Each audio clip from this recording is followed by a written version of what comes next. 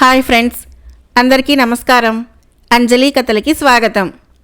పావుకోళ్ళు కిరీటము రెండవ భాగం కథ విందాం. నగరానికి బయట విశాలమైన బహిరంగ మైదాన ప్రదేశము ఉన్నది. అక్కడ పోటీ ప్రారంభం కాకముందు వీరులు తమ తమ వివరాలు మహారాజు ముందు నిండు సభలో ఏకరువు పెట్టాలి. దేశ దేశాల నుంచి వచ్చిన రాకుమారులు విలువైన బహుమానాలు సింహదమనుడి ముందు ఉంచి తాము ఎక్కడి నుంచి వచ్చింది వివరాలతో చెప్పసాగారు. ఆఖరున సగరుడి వంతు వచ్చింది. అయితే అతడి వద్ద మహారాజుకి ఇచ్చేటందుకు విలువైన వస్తువేదీ లేదు. తను ఏ దేశానికి రాజకుమారుడు కూడా కాదు. చివరగా సభలోకి అడుగుపెట్టిన సగరుణ్ణి చూస్తూనే సింహదమనుడు విరగబడి నవ్వి, ఎవరయ్యా నువ్వు? యాచకుడివా లేక వీరుడివా? మొలలో తుప్పు పట్టిన కత్తి ఉంది కాబట్టి వీరుడివే అయి ఉండాలి అన్నాడు. ఆ మాటతో సభలోని వారంతా గొల్లుమన్నారు. సగరుడు తల తిప్పి సభికుల వంక చూశాడు. తర్వాత మహారాజు దిక్కు తిరిగి, మహారాజా, నేను వీరుణ్ణి. ఇక్కడ జరిగే పోటీల్లో పాల్గొనేటందుకు బహుదూరం నుంచి వచ్చాను. నా పేరు సగరుడు. మాది బెస్తపల్లె. నాకొక తల్లి తాత ఉన్నారు అన్నాడు. అది వింటూనే అక్కడున్న రాజకుమారులు పగలబడి నవ్వటం ప్రారంభించారు. చేపలు పట్టుకునే బెస్తవాడు కూడా మహావీరుడైతే ఇక మా క్షత్రియ పుట్టుక నిరర్ధకం. ఈ అంటరాని వెధవ పోటీలోకి దిగితే మేము పోటీ నుంచి విరమించుకొని మా దేశాలకు వెళ్ళిపోతాము అన్నారు వాళ్ళు.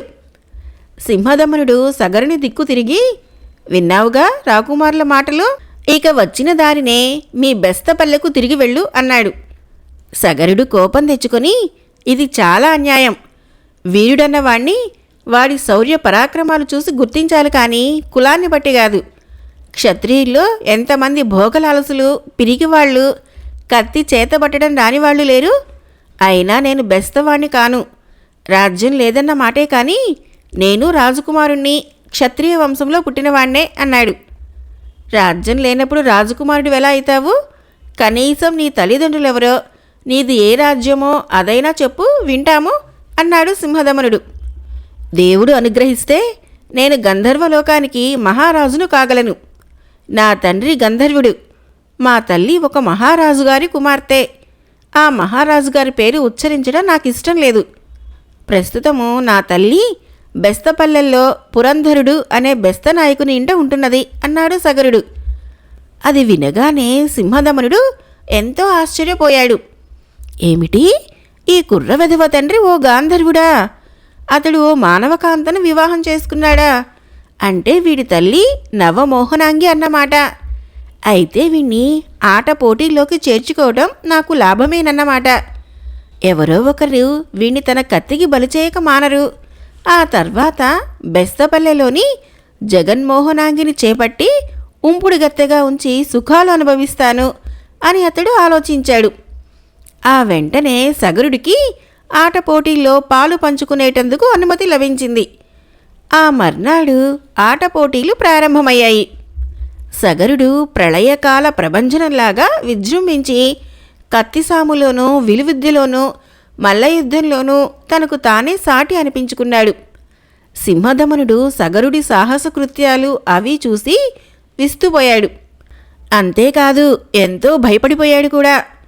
బాప్రే, వీడు అటు గంధర్వుడి దివ్యత్వము, ఇటు మానవుల శక్తి సామర్థ్యమును పుణికిపుచ్చుకున్నట్టున్నాడు.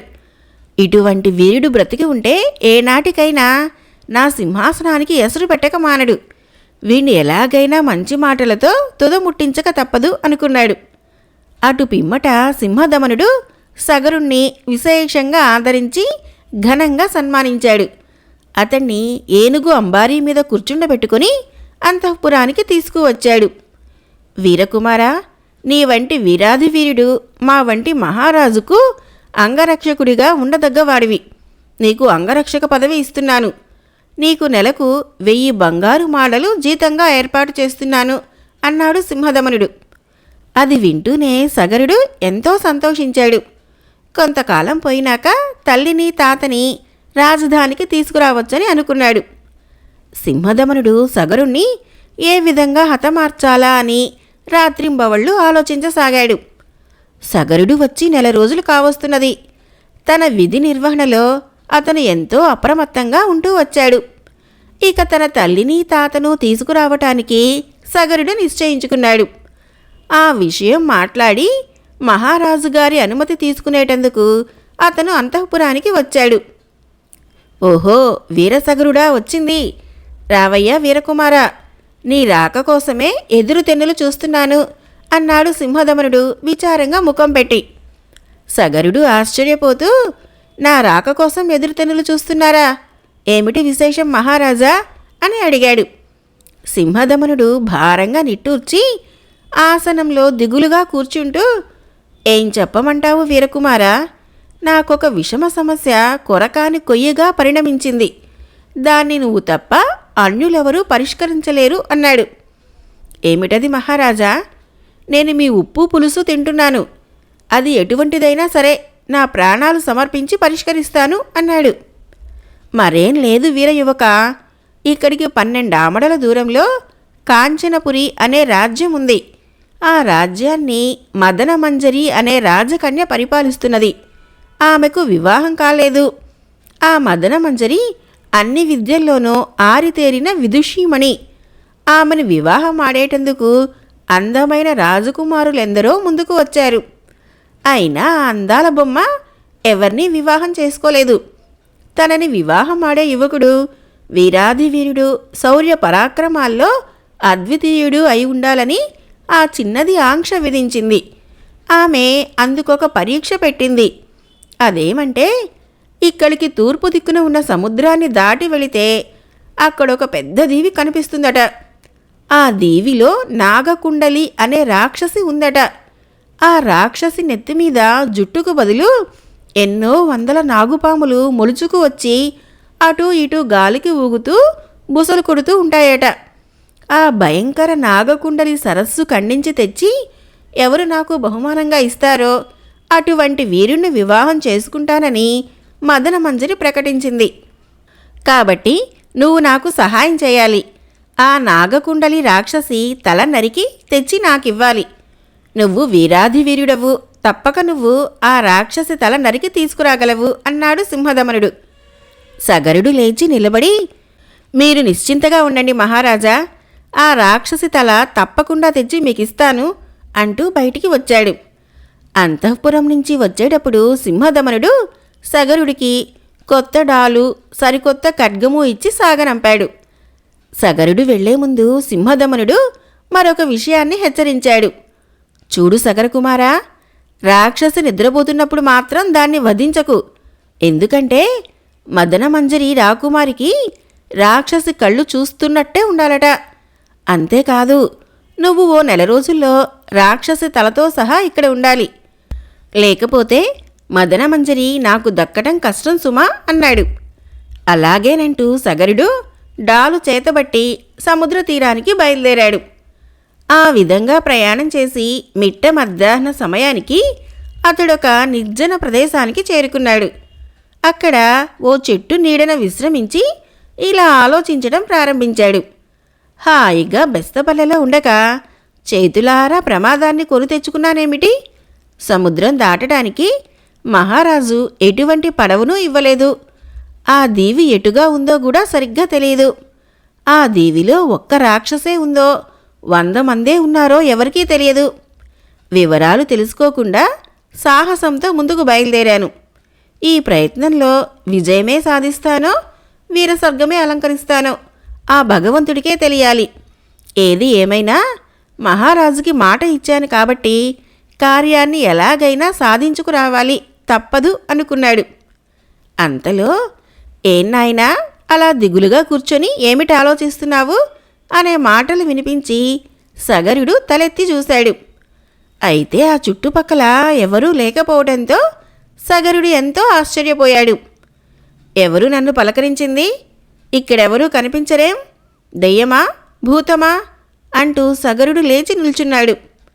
అంతలో అతడు కూర్చున్న చెట్టు వెనక నుంచి ఓ యువకుడు యువతలకు వచ్చాడు. ఆ యువకుణ్ణి చూస్తూనే సగరుడు విస్తుపోయాడు. ఆ యువకుడు ధరించిన దుస్తులు ఎన్నో రంగులతో మిలమిలా మెరిసిపోతున్నాయి. అతడి నెత్తిమీద అందమైన కుళాయి ఉంది. చేతిలో పొడవాటి కర్ర ఉంది. మొలకు వెడల్పాటి ఖడ్గం వేలాడుతున్నది. అతడి శరీరం కండలు తిరిగి బలిష్టంగా ఉంది. ఆ యువకుడు అడిగిన ప్రశ్నకు సగరుడు కొద్దిగా సిగ్గుపడ్డాడు. తను వీరాది వీరుడై ఉండి కూడా నిస్సహాయులాగా విచారించటం అనుచితం అనుకున్నాడు. వెంటనే ఆ యువకుడికి జవాబు చెబుతూ, నేనేం దిగులుగా లేను. ఆలోచిస్తున్నది మాత్రం యథార్థం. నా ఆలోచన నేను చేయబోయే సాహస కార్యం గురించే. అది ఎలా చెయ్యాలా అన్నది తెలియక గంట నుంచి తన్నుకు చస్తున్నాను అన్నాడు సగరుడు. అలాగా, నీ సాహస కార్యమేమిటో, దాని గురించి అంత దీర్ఘంగా ఆలోచించవలసిన అగత్యమేమిటో నాకు విపులంగా చెప్పు. బహుశా నేను నీకు సాయపడగలనేమో చూస్తాను. నేను ఎంతమందికో సాయం చేశాను. నా సాయం పొందని వారు ఈ లోకంలో ఎవరూ ఉండరేమో.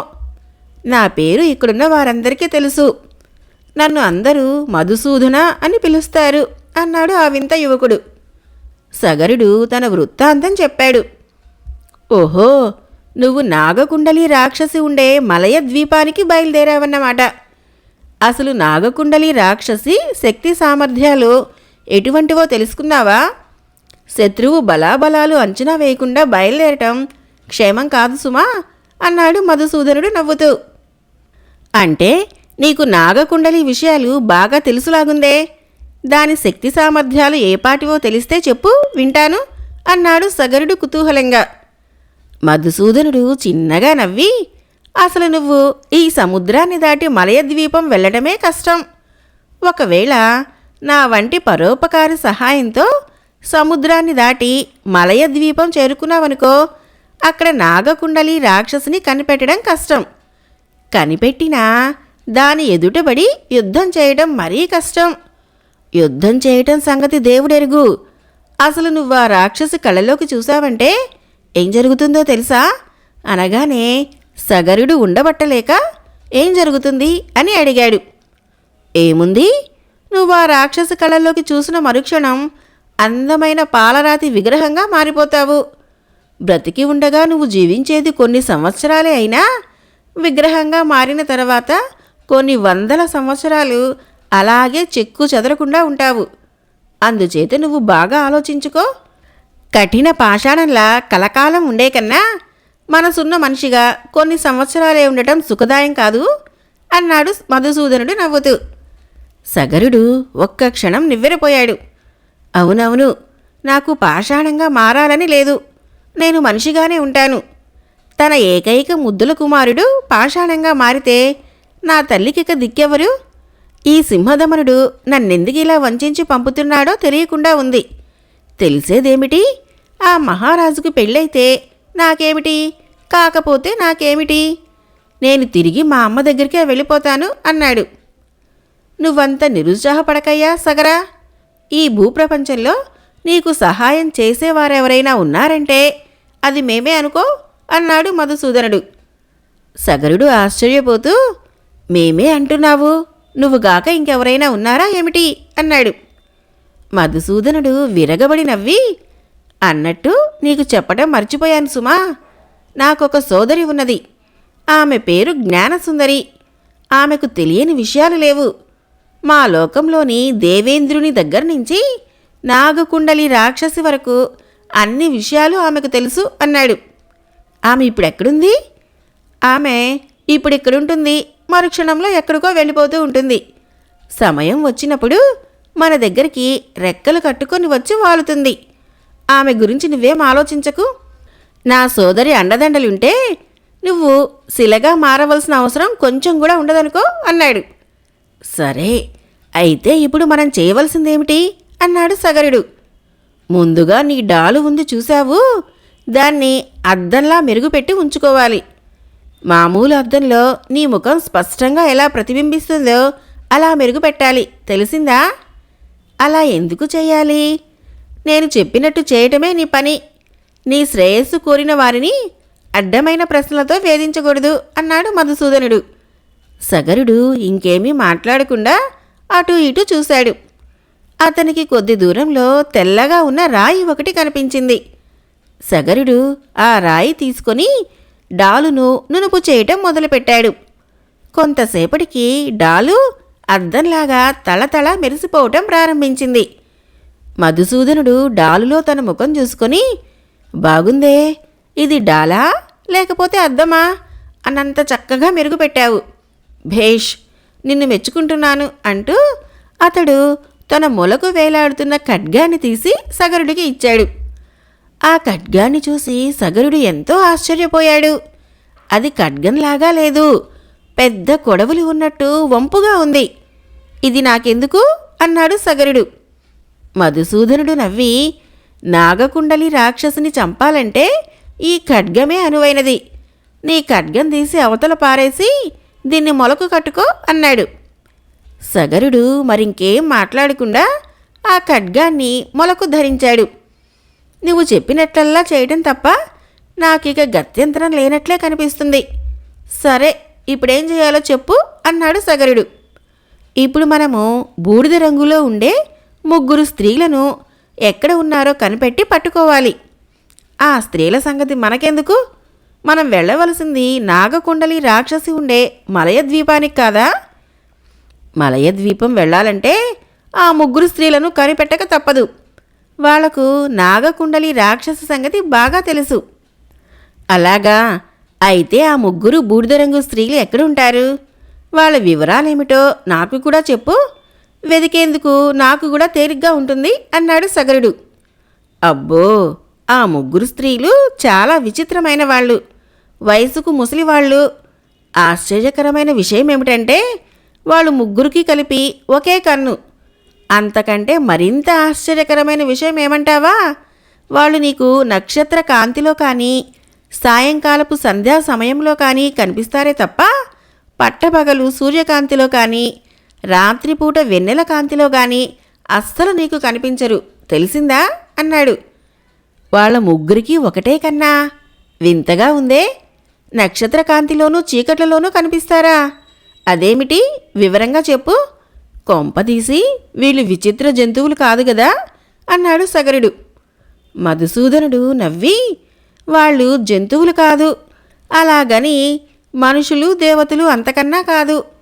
ఏదో లోకం నుంచి శాపవశాత్తు భూలోకంలోకి వచ్చి పడ్డ ప్రాణులై ఉంటారు.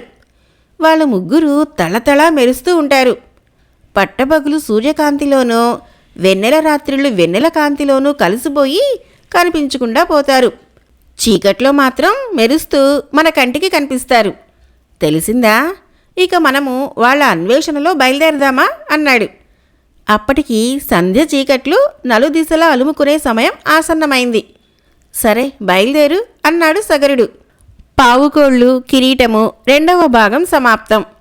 ఫ్రెండ్స్, నా కథలు నచ్చినట్లయితే మన ఛానల్ని తప్పకుండా సబ్స్క్రైబ్ చేయండి, లైక్ చేయండి, షేర్ చేయండి, మంచి కామెంట్ చేయండి. Thank you.